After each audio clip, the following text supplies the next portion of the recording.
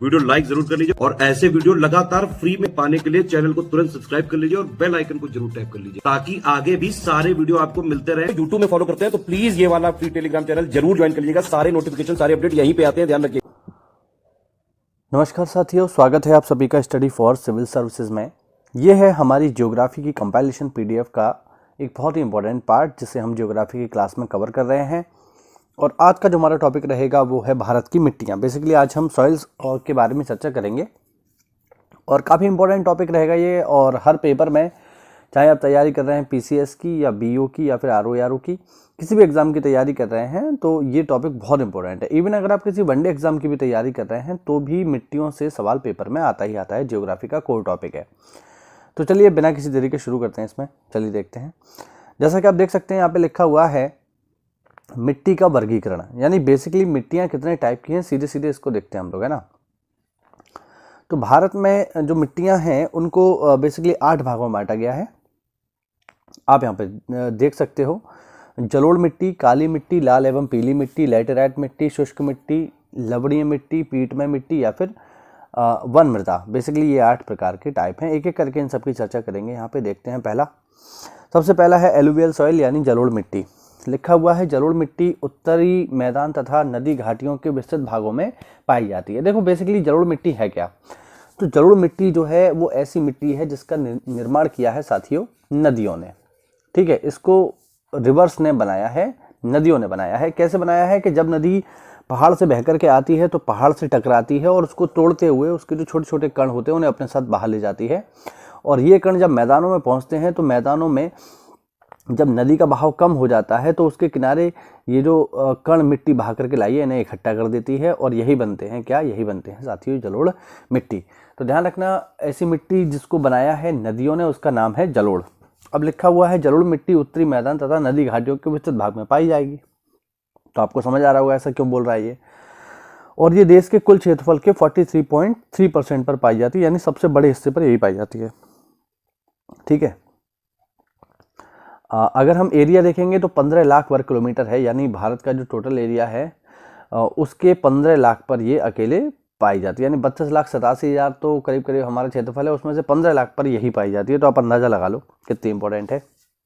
ये निक्षेपण मिट्टियां हैं जिन्हें नदी और सरताओं के द्वारा वहित तथा निक्षेपित किया गया। मैंने भी क्या बताया कि इसको मिट्टियों ने बनाया है, मतलब इसे नदियों ने बनाया है। तो जहाँ कहीं भी नदी होगी वहाँ पर मिट्टी कौन सी मिलेगी, जलोढ़। ध्यान रखना हमेशा, जलोढ़ मिट्टी गठन में बलुई दोमट से चिकनी मिट्टी की प्रकृति में पाई जाती है। सामान्यतः में पोटास की मात्रा अधिक और फास्फोरस की मात्रा कम पाई जाती है। अब ये जो जलोढ़ मिट्टी होती है इसके बेसिकली 2 टाइप हैं, बांगर और खादर। ठीक है, जल्दी से मैं आपको बता देता हूँ बांगर क्या है, खादर क्या है। देखो ये है कोई रिवर। अब रिवर के जस्ट किनारे जो मिट्टी आपको मिलेगी, बिल्कुल किनारे पे, तो इसको हम बोलते हैं खादर। ठीक है, और इस नदी से थोड़ा सा दूरी पर जो मिट्टी मिलेगी 20 किलोमीटर पे, 25 किलोमीटर पे, इसको हम बोलेंगे बांगर। ठीक है, बांगर हो या खादर हो, दोनों ही जलोढ़ मिट्टी के ही प्रकार हैं। खादर जो होती है नदी के जस्ट किनारे मिलती है और चूंकि नदी के जस्ट किनारे है इसीलिए रिवर क्या करती है, इसको रिफ्रेश करती रहती है। ऑब्वियस बात है, जब नदी में बाढ़ आएगी तो जो किनारे वाली मिट्टी होगी इसके ऊपर पानी भर जाएगा और ये हो जाएगी रिफ्रेश, यानी ताजी हो जाएगी। इसीलिए ये है खादर। और खादर को ही हम बोलते हैं साथियों नवीन जलोढ़, क्योंकि ये हर साल नई होती रहती है। और जो दूसरी है जो नदी के किनारों से दूर मिलेगी वो है बांगर। बांगर को हम बोलते हैं प्राचीन जलोढ़ या पुरानी जलोढ़, क्योंकि ये नदी से दूर पाई जाती है। इससे आप अंदाजा लगा लो। ठीक है, तो समझ में आया आपको बांगर और खादर क्या है बेसिकली। ठीक है, हाँ थोड़ा सा पढ़ लेते हैं। यहाँ पे देखो लिखा हुआ है कि बांगर और खादर नाम की 2 भिन्न मिट्टियां विकसित हुई हैं। खादर प्रतिवर्ष बाढ़ों के द्वारा निक्षेपित होने वाला नया जलोढ़क है, यानी नवीन जलोढ़ है। ध्यान रखना, जो मैं बताना चाह रहा हूँ वही है, जो महीन गाद के कारण मृदा की उर्वरकता बढ़ाता है। अब ऑब्वियस बात है, जो मिट्टी नदी के किनारे आपको मिलेगी उसकी उपजाऊपन उसका बहुत ज़्यादा होगा कि नहीं होगा, तो वही यहाँ पर ये बता रहा है, कोई नई चीज़ नहीं है। बांगर पुराना जलोढ़क होता है, ये पुरानी जलोढ़ है जो मैंने आपको बताया, जिसका जमाव बाढ़कृत मैदानों से दूर होता है। मतलब वही चीज़ें जो मैंने अभी आपको समझाई। ठीक है, बांगर और खादर मिट्टियों में कैल्शियम के कंकड़ पाए जाते हैं। जैसे पश्चिमी यूपी में जहाँ पर मैं रहता हूँ, तो हमारे यहाँ पर जब भी कभी बोरिंग होती है पानी के लिए, समर वगैरह के लिए, तो बोरिंग में से बहुत जो है कैल्शियम की जो है गिट्टियाँ निकलती हैं, उनमें अजीब अजीब जो है टुकड़े निकलते हैं, वाइट कलर के होते हैं वो, और वो मिट्टी बिल्कुल वो मिट्टी के काफ़ी नीचे से निकलते हैं, तो उन्हें हम बोलते हैं कैल्शियम कार्बोनेट की ग्रंथियाँ हैं वो बेसिकली, है ना। तो वो यहीं पे पाई जाती हैं, ठीक। और देखो, निम्न तथा गंगा मैदान और ब्रह्मपुत्र घाटी में ये मिट्टियाँ अधिक दोमट हैं। पश्चिम से पूर्व की ओर इनमें बालू की मात्रा घटती जाती है। जलोढ़ मिट्टियों का रंग हल्के धूसर से राख धूसर जैसा होता है, धूसर यानी मिट्टी जैसा, ठीक है। इनमें रंग निक्षेपण की गहराई, जलोढ़ के गठन तथा निर्माण में लगने वाली समय अवधि पर निर्भर करता है इनका जो कलर होगा। जलोढ़ मिट्टियों पर गहन कृषि की जाती है, इसमें कोई डाउट नहीं है, क्योंकि ये कहाँ पर होती हैं, ये हमारे इलाके में होती हैं, पश्चिमी यूपी में होती हैं, और हमारे इलाके में बहुत बड़े स्तर पर कृषि की जाती है, तो ध्यान रखना इसको, ठीक है। अच्छा, जलोढ़ मिट्टी रेतीली मिट्टी के मतलब जलोढ़ मिट्टी में न्यूनतम जल धारण क्षमता होती है, ये बात बिल्कुल सत्य है। अगर आप कभी गंगा जी नहाने जाएं तो गंगा जी के किनारे जाकर के एक छोटा सा एक्सपेरिमेंट करना। गंगा जी कभी नहाने जाओ तो गंगा जी के जस्ट किनारे जो मिट्टी हो उसे लेना और उसमें पानी डालना, उस मिट्टी में थोड़ा सा हाथ में लेकर के उसमें पानी डालना। आप देखोगे आप जितना पानी डालोगे सब का सब नीचे आ जाएगा, कुछ भी वो मिट्टी सोखेगी नहीं। क्यों? क्योंकि वो पहले से ही बहुत ज़्यादा सैचुरेटेड है, ठीक है। वो पहले से ही इतना नमी उसके पास है कि वो और ज़्यादा नमी को हैंडल नहीं कर सकती, ठीक है। तो इस चीज़ को ध्यान रखिएगा, इसी वजह से इस मिट्टी में जल धारण करने की क्षमता सबसे कम होती है। तो कोई पूछे सबसे कम जल धारण करने की क्षमता किसके पास है, आपका जवाब होगा जलोढ़। सबसे ज़्यादा किसके पास है, तो आपका जवाब होगा काली मिट्टी, ठीक है। दोनों ही याद रखना। आगे देखो, हाँ ठीक है। जलोढ़ मिट्टी को कांप या कछारी मिट्टी भी कहते हैं, ये इसका लोकल नेम है।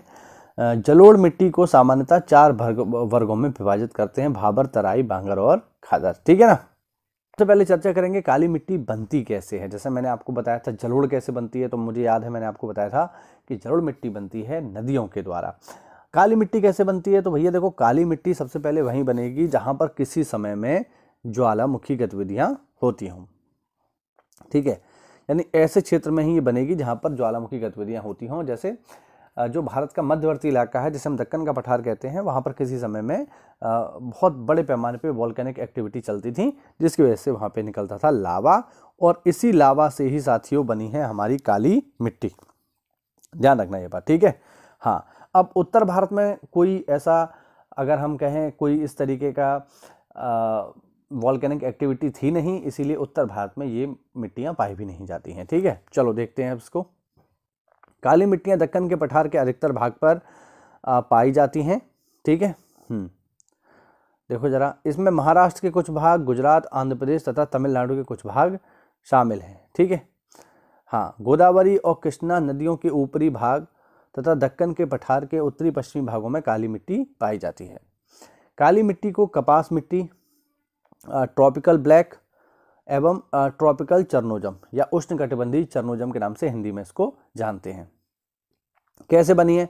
अच्छा, इसका एक लोकल नाम भी है, वो है रेगुर।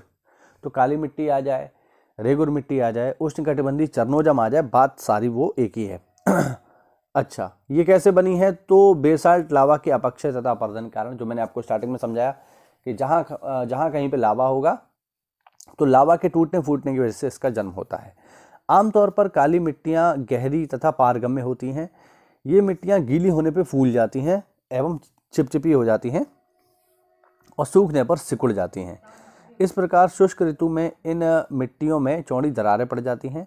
इस कारण ऐसा प्रतीत होता है जैसे इनको जोत दिया गया हो, इसीलिए इनको बोलते हैं स्वतः जुताई वाली मिट्टी। यानी इस तरीके से लाइनें लाइनें जो है इनमें पड़ जाती हैं, ठीक है। आगे देखो, मिट्टी के नमी अवशोषण और नमी की क्षय की इस विशेषता के कारण काली मिट्टी में एक लंबे समय तक नमी बनी रहती है। पिछली क्लास में मैंने आपको बताया था कि सबसे कम जल धारण करने की क्षमता जो है वो जलोढ़ के पास है और सबसे ज़्यादा जल धारण करने की क्षमता काली मिट्टी के पास है, ठीक है। तो ध्यान रखना।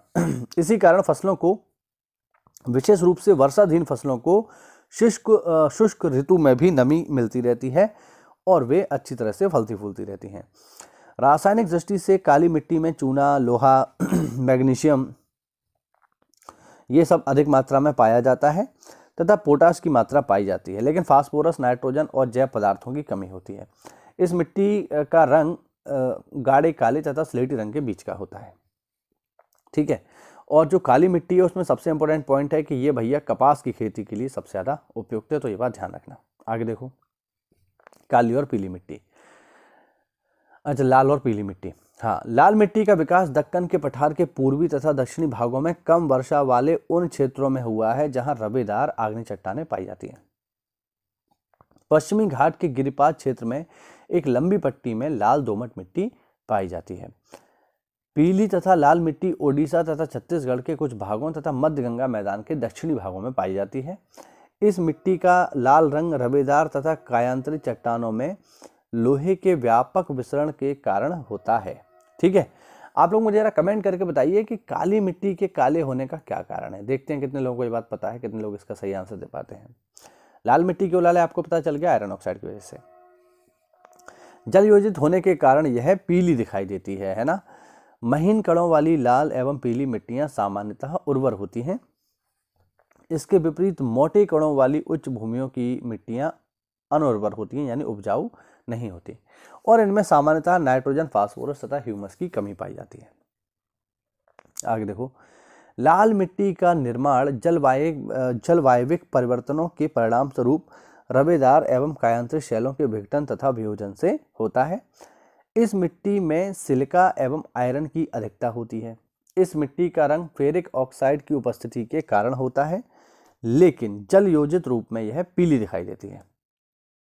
इसका मुख्य विस्तार पश्चिमी तमिलनाडु, कर्नाटक, दक्षिणी महाराष्ट्र, छत्तीसगढ़, तेलंगाना, ओडिशा तथा छोटा नागपुर में पाया जाता है। ठीक है, सबसे पहले तो जो लेटेराइट वर्ड है ये कहाँ से आया है, ये आया है लैटिन भाषा के शब्द लेटर से, ध्यान रखना। ठीक है, लैटिन भाषा का शब्द है लेटर, वहाँ से निकला है लेटेराइट। ठीक, और लेटर का मतलब क्या होता है, लेटर का मतलब होता है ईंट।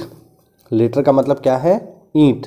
तो साथियों, जो लेटेराइट मिट्टी है ये एक ऐसी मिट्टी है जिसका इस्तेमाल ईंट बनाने में होता है। अच्छा, ईंट बनाने के लिए हमें कैसी मिट्टी चाहिए, तो ईंट बनाने के लिए साथियों हमें एक ऐसी मिट्टी चाहिए जो गीले होने पर बहुत ज़्यादा मुलायम हो, जिससे उसको जो रूप हम देना चाहें वो दे सकें, और अगर उसे गर्म किया जाए तो वो बहुत ज़्यादा कठोर हो जाए।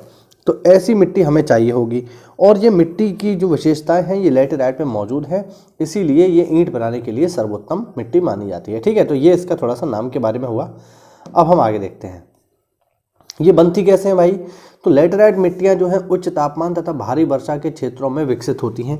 ये मिट्टियां उष्णकटिबंधीय वर्षा के कारण तीव्र निक्षालन का परिणाम है।